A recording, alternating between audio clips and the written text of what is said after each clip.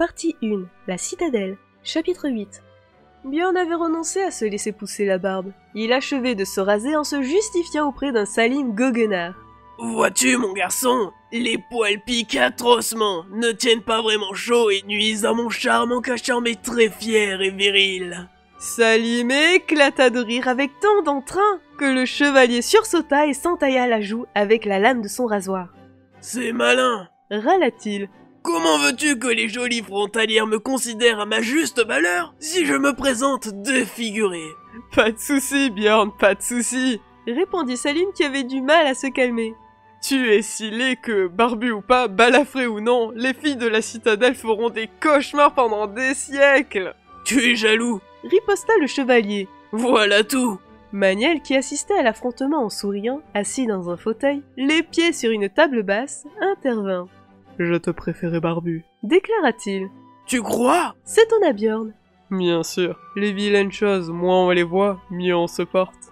Björn, vexé, tourna le dos à ses amis.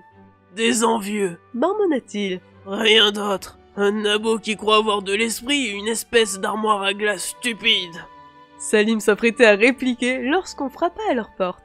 Maître Diom entra sans attendre de réponse et se campa devant eux. Il avait fière allure dans un bel habit de velours vert et se tenait droit comme un i. « Comment » s'exclama-t-il. « Pas encore prêt. Je vous rappelle que le seigneur Ander Tililan nous accorde une audience solennelle avant le banquet prévu pour fêter la libération des sentinelles et la victoire proche. Ce personnage légendaire ne le cède en importance qu'à l'empereur. Manquer de ponctualité constituerait une insulte grave, même si ce ne serait pas étonnant de la part d'ours mal léchés comme vous. » Björn profita de ce que l'analyste reprenait son souffle pour intervenir. « Nous sommes prêts !» cria-t-il. « Nous vous suivons !» Maître Diom fronça les sourcils. « Tu t'es rasé ?»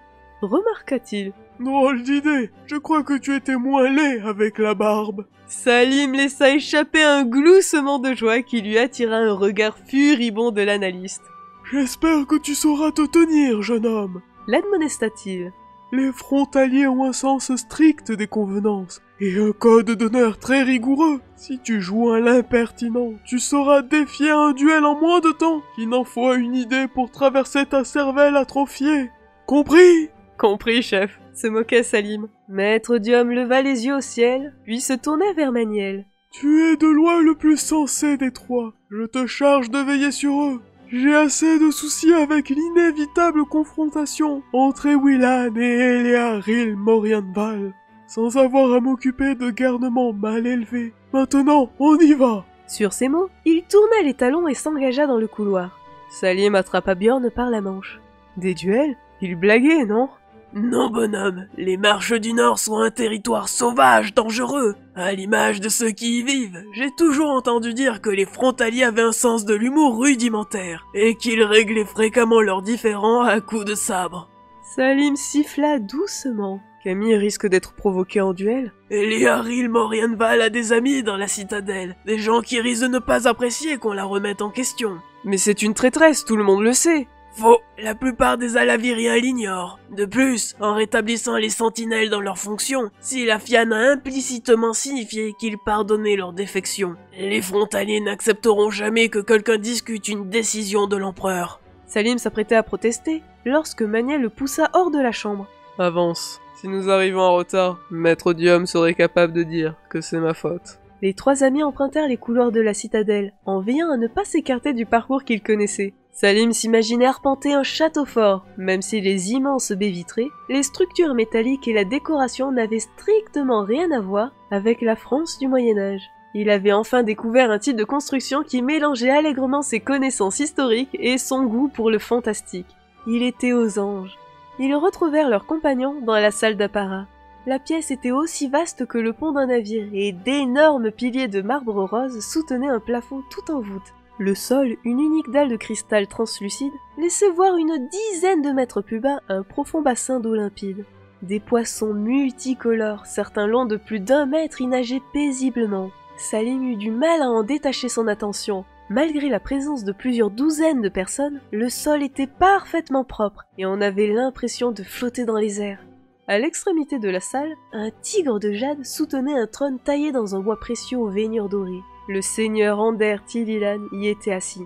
Son extraordinaire ressemblance avec Edwin frappa Salim d'étonnement. Il possédait les mêmes traits tout en méplat, les mêmes yeux gris acier, la même stature. Le seigneur frontalier portait l'armure de cuir de son peuple, et s'il paraissait très âgé, il n'en était pas moins impressionnant de force et de charisme. Debout, Camille et Edwin lui faisaient face, tandis qu'Eyana et Maître Diom se tenaient un peu en retrait, au milieu d'un groupe de frontaliers. Salim se serait faufilé jusqu'à son ami si Eyana ne l'avait pas fermement attrapé par l'épaule. « Tiens-toi correctement, petit monstre », lui souffla-t-elle sur un ton menaçant. Ander Tililan se leva, alors que deux personnes dissimulées dans l'ombre du trône faisaient un pas en avant. « C'est elle », murmura Salim à l'oreille de la marchande. « Voici la femme qui a trahi les parents de Camille. L'homme près d'elle est également une sentinelle, je l'ai vue à Alpol. » Camille aussi avait aperçu Elearil Morianval. Les yeux de la femme se rivèrent dans les siens, et doucement, un sourire naquit sur ses lèvres. Il était si plein de morgue que Camille sursauta. Elle exécra soudain cet être odieux. Elle serra les poings en se remémorant les explications d'Edwin.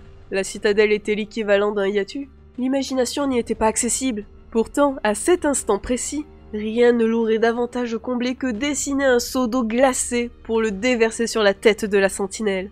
Le seigneur des frontaliers acheva son discours, et des applaudissements parcoururent l'assemblée. Camille prit conscience qu'elle n'avait rien écouté. Elle jeta un coup d'œil circulaire et se rasséréna, en constatant que personne n'attendait qu'elle prenne la parole. Comme si elle avait perçu son trouble, Elearil Morianval sourit plus largement. Elle se pencha et murmura une phrase à l'oreille de son voisin qui eut un léger rire.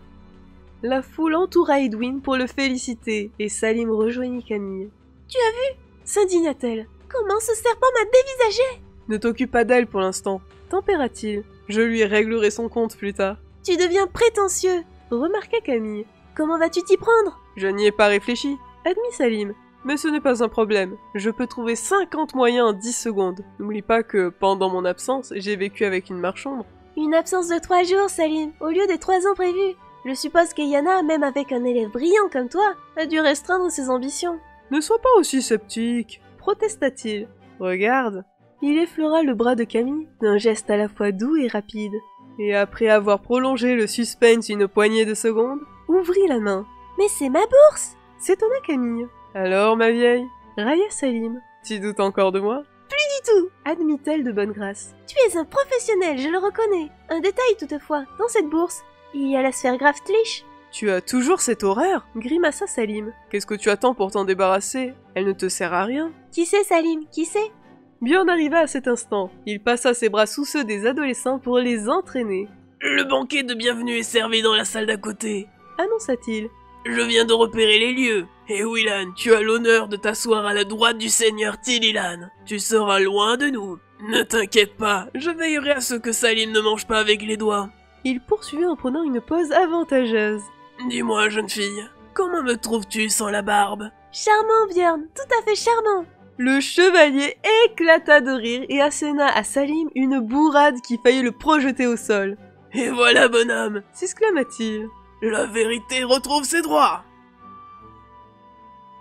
Les dimensions de la salle de banquet avoisinaient celles de la salle d'apparat. La table centrale, longue de presque 20 mètres et recouverte de victuailles plus appétissantes les unes que les autres, était impressionnante. Edwin s'approcha de Camille. « Une fête exceptionnelle », expliqua-t-il un peu gêné. « Habituellement, les frontaliers sont beaucoup plus sobres. » Elle hocha la tête et s'avança vers la place qui lui était réservée, regrettant de devoir se séparer de ses amis. Seul Edwin lui faisait face. Elearil Morianval se glissa près de lui et adressa à Camille un sourire outrancier. La jeune fille frémit.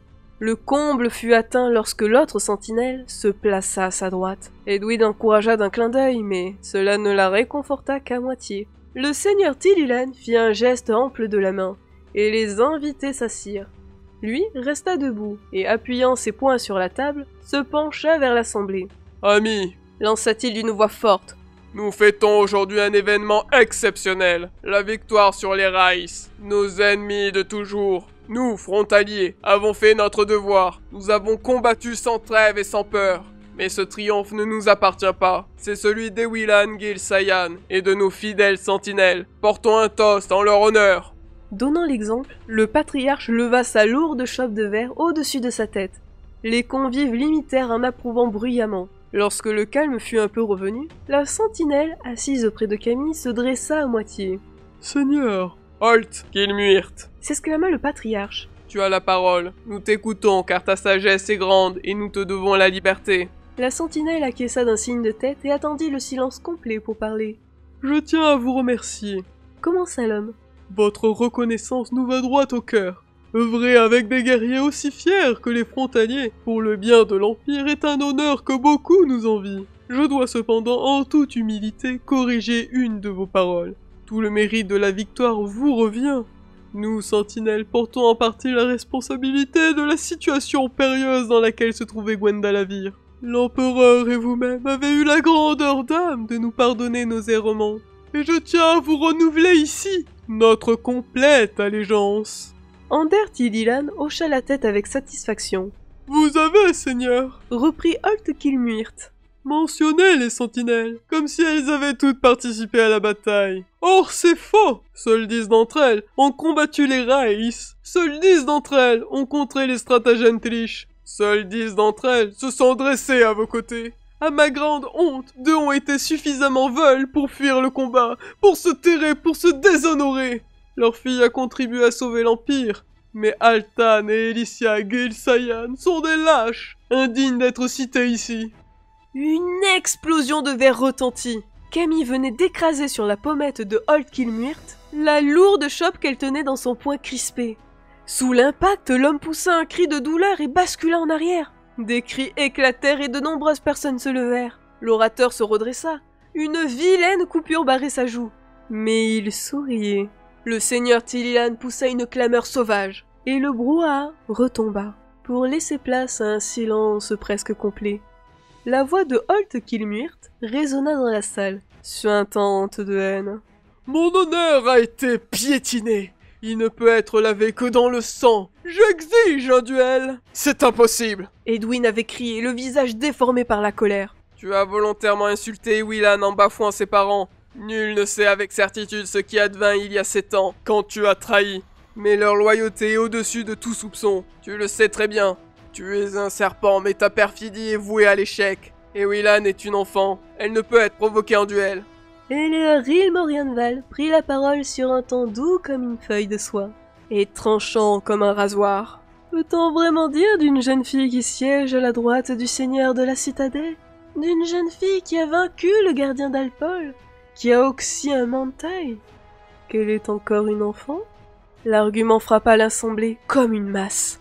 Edwin blêmit et se tourna vers Ander Tililan. « Père ?» Le vieillard paraissait abattu, mais lorsqu'il releva la tête, sa décision était prise. « Altan et Elicia sont des justes, j'en conviens, Edwin, et je désapprouve totalement ce duel. » Il poursuivit en fixant son fils. « Mais je ne peux l'interdire, notre loi est sans appel. Les propos de Holt Kilmuirt ont beau être empreints de fourberie, le geste d'Ewilan constitue une agression irrémissible. Le duel aura lieu ce soir, dans la haute prairie. » Des exclamations s'élevèrent, mais lorsqu'Edwin abattit son poing sur la table, le silence revint, absolu. Il planta ses yeux dans ceux de la sentinelle. « Tu es un être vil, » articula-t-il. « Plus abject qu'un Tlish. Tu périras sous ma lame, je le jure sur la mémoire de mes ancêtres. » La sentence tomba comme un couperet. Holt Kilmuirt devint livide, mais il conserva son sourire. Les regards se tournèrent alors vers Camille. Elle se sentait maintenant sereine. « Mes parents n'ont pas trahi !» annonça-t-elle d'une voix claire et haute. « Je le sais, comme vous le savez tous. Je suis persuadée qu'ils vivent encore, même si j'ignore où ils se trouvent. Je veux rester digne d'être leur fille aussi, je ne me déroberai pas à ce duel. Sachez toutefois que vous abritez des monstres parmi vous, qui continuent à manigancer dans l'ombre. Prenez garde, frontaliers, ils cherchent votre perte. »